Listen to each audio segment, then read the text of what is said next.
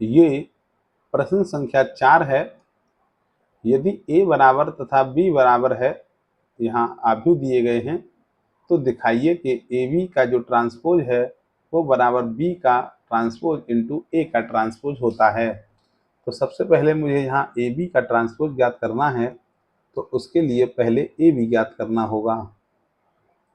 AB का यहाँ मतलब है कि इस पहली रो का गुणा पहले कॉलम में करेंगे तो -3 हो गया, और इस पहली रो का गुणा जब दूसरे कॉलम में करेंगे तो यहाँ 6 हो गया, और जब पहली रो का गुणा तीसरे कॉलम में करेंगे तो -21 हो गया।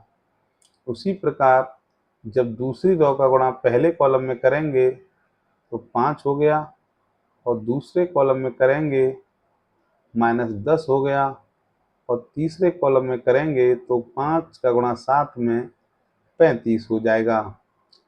तीसरी रो का गुणा जब पहले कॉलम में करेंगे तो 4 आएगा, और इस 2 में करेंगे तो -8 आएगा, और 7 में करेंगे तो ये 28 आएगा। तो ए बी की पावर यहाँ t, अर्थात इसका जब ट्रांसपोज ज्ञात करेंगे तो इस पहली रो का यहाँ पहला कॉलम बनाएंगे तो ये -3, 6 और -21, और यहाँ जब दूसरी रो का दूसरा कॉलम बनाएंगे 5, -10 और 35, और तीसरी रो का जब तीसरा कॉलम बनेगा तो यहाँ आएगा 28, अर्थात ये हो गया AB की पावर t। इधर ज्ञात करना है B पर t और A पर भी यहाँ t है।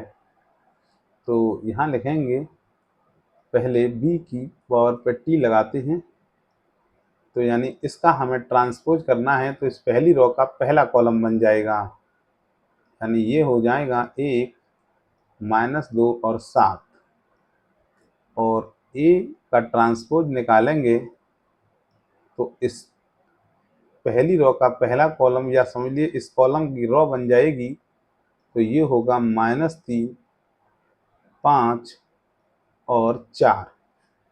और अब हमें ज्ञात करना है इन दोनों का गुणनफल।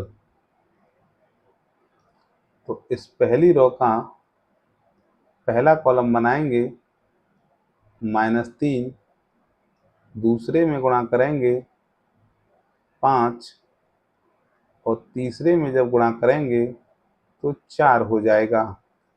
अब -2 का गुणा जब पहले कॉलम में करेंगे 6, दूसरे में करेंगे -10, और तीसरे में करेंगे तो 8, तीसरी रो का गुणा यहाँ करेंगे 21, और यहाँ करेंगे 35, और यहाँ करेंगे 28। तो इस आंसर को और इस आंसर को देखते हैं तो ये दोनों ही आंसर कैसे हैं, यहाँ बिल्कुल सेम हैं। अर्थात ये सिद्ध हुआ कि AB का ट्रांसपोज बराबर होता है B का ट्रांसपोज इंटू A का ट्रांसपोज।